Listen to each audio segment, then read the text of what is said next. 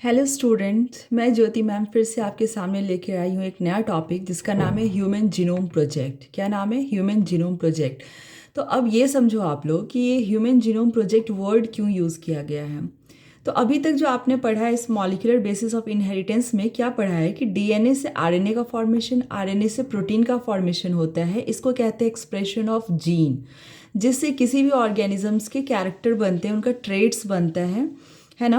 तो ये जो जो भी जेनेटिक इन्फॉर्मेशन है कि कोई ऑर्गेनिज्म कैसा होगा, ये जो जेनेटिक इन्फॉर्मेशन है वो कहाँ हिडन है? वो हिडन है डीएनए के सीक्वेंसेस में। कहाँ हिडन है? डीएनए के सीक्वेंसेस में। फिर उनका डीएनए से आरएनए, आरएनए से प्रोटीन सिंथेसिस होता है। ओके। जब साइंटिस्ट जो थे, डिफरेंट कंट्रीज़ के साइंटिस्ट थे, जब इनके लिए वर्क कर रहे थे तो उनके दिमाग में एक आइडिया आया, क्यों ना डीएनए की सीक्वेंसिंग की जाए, पता लगाया जाए कि कितना बड़ा होता है ह्यूमन का जीनोम, कितना बड़ा है, कितने सारे सीक्वेंसेस हैं उसमें, कितने सारे बेस पेयर्स हैं उसमें, कौन कौन से जीन्स प्रेजेंट हैं, कितने जीन्स प्रेजेंट हैं, उनका एक्सप्रेशन क्या है।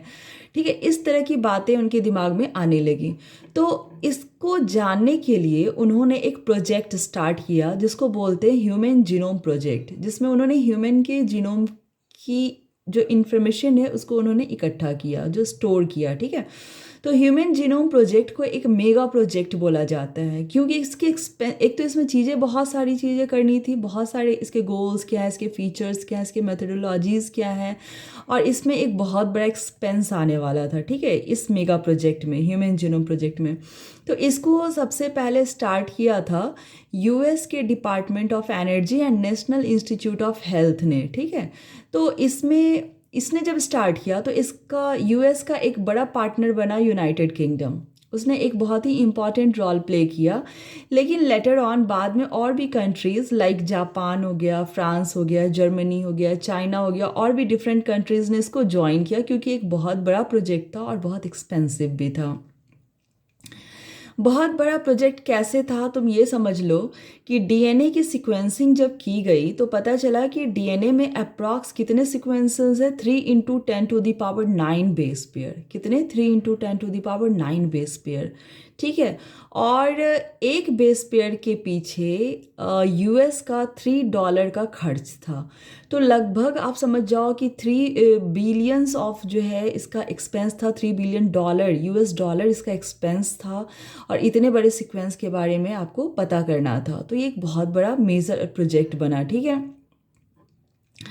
तो इसके पीछे फिर देखा गया कि अगर इसको हम सीक्वेंसिंग कर भी लेते हैं, डीएनए की सीक्वेंसिंग कर भी लेते हैं, तो इसको स्टोर कहाँ करेंगे? ठीक है। तो उसके लिए बायोलॉजी में एक और नया एरिया ऐड किया गया जिसका नाम है बायो इन्फॉर्मेटिक्स। क्या नाम है? Bio informatics. और बायो इन्फॉर्मेटिक में कंप्यूटेशनल टूल्स जितने हैं वो डेवलप किए गए, उनका इन्वेंशन किया गया, डेवलप किया गया कि इतने बड़े जो सीक्वेंसेस हैं आखिर उसको स्टोर कैसे करें। तो उसको कंप्यूटेशनल डेटा में उसको स्टोर किया गया। उसको कैसे रिट्राइव करना है, कब एनालाइज करना है, कैसे एनालाइज करना है, इसके लिए बहुत सारे टूल्स को डेवलप किया गया। वो उस ब्रांच को ही अलग कर दिया गया, बायो इन्फॉर्मेटिक्स।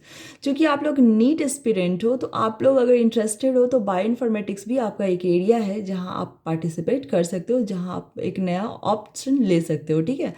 तो बहुत सारे कंप्यूटेशनल टूल्स इसमें क्या किए गए? डेवलप किए गए। इसका जो इस जीनोम ह्यूमन जीनोम प्रोजेक्ट का जो गोल था वो ये पता करना था कि डीएनए के कितने सीक्वेंसेस हैं। तो अप्रॉक्स 3 बिलियन सीक्वेंसेस थे। फिर उसमें कितने जीन्स हैं, तो पता चला 20,000 से 25,000 जीन्स आर देयर। फिर इन सबको क्या करना है? सारे को डेटा में स्टोर करना है। इसके लिए कंप्यूटेशनल टूल्स डेवलप करना है। इसको ऐसा बनाना है कि ये किसी इंडस्ट्रीज़ में भी इसका ट्रांसफ़र किया जाए, इंडस्ट्रीज़ लेवल पे भी इसका इन्वेंशन किया जा सके, इसके बारे में पता किया जा सके, इसके बारे में इंफॉर्मेशन कैरी फॉरवर्ड किया जा सके। ठीक है। अच्छा, ऐसे भी ऑप्शन लिए गए, जो भी अगर कुछ इश्यूज़ आता है, चाहे वो एथिकल इश्यूज़ है, चाहे सोशल इश्यूज़ है, तो कैसे उसको रिजॉल्व किया जाए। तो ये सारे इसके क्या थे? गोल्स थे। और ह्यूमन जीनोम प्रोजेक्ट पे एक बहुत बड़ा मतलब वर्क हुआ। और ये जो ह्यूमन जीनोम प्रोजेक्ट स्टार्ट हुआ था वो 1990 में स्टार्ट हुआ था, और इसको लगभग 13 ईयर्स लग गए कंप्लीट होते होते। 13 ईयर्स, 13 साल लग गए। और ये कंप्लीट कब हुआ? 2003 में। इसीलिए इसको मेगा प्रोजेक्ट बोलते हैं। एक लॉन्ग टाइमिंग भी इसमें दी गई है, लॉन्ग टाइम ये जो था प्रोजेक्ट था, ठीक है। जब ह्यूमन जीनोम प्रोजेक्ट आप कर मतलब हमारे साइंटिस्ट लोगों ने कर लिया, वो समझ गए कि अच्छा ऐसे होना है, तो फिर उन्होंने उस जीनोम की क्या करी, स्टडीज़ करी कि इस जीनोम में कौन से जीन कैसे एक्सप्रेस होते हैं। अगर एक्सप्रेशन जैसे जितने भी ह्यूमंस हैं they all are similar, but फिर भी डिफरेंसेस लाई कर रहे हैं ना, जो इतने जो डिफरेंसेस आ रहे हैं कहीं ना कहीं जीनोम में उनके वेरिएशंस भी होंगे, कुछ ना कुछ तो चेंजेस होगा ही। तो इन सब की स्टडी की गई। फिर इन्हीं सब के बेसिस पे नॉन ह्यूमन ऑर्गेनिज्म पे भी वर्क किया गया। अब नॉन ह्यूमन ऑर्गेनिज्म में तो बहुत सारे हैं, वो बैक्टीरिया भी हो सकता है, निमैटोड्स भी हो सकता है, अमीबा भी हो सकता है। तो इन सब पे वर्क किया गया कि फिर इनके जेनेटिक कैपेबिलिटीज़ क्या है, इनके क्या एक्सप्रेशन है। तो यही सारे फंक्शंस जो किए गए थे वो ह्यूमन जीनोम प्रोजेक्ट में किए गए थे। ये आपका इंट्रोडक्शन है। अगर आपको एज ए स्टोरी ये समझ में आ गई तो आप एक दो बार अपने बुक को पढ़ो और उसको खुद से अपने मन से लिखो। अगर आपके पास ये लॉजिक है तो आप अपने एग्ज़ाम में लिख सकते हो, आपके नंबर आ जाएंगे। आई होप आपको समझ में आया होगा। नेक्स्ट टॉपिक में इसी से रिलेटेड टॉपिक हम लोग और डिस्कस करेंगे। अभी के लिए थैंक यू, बाय क्लास।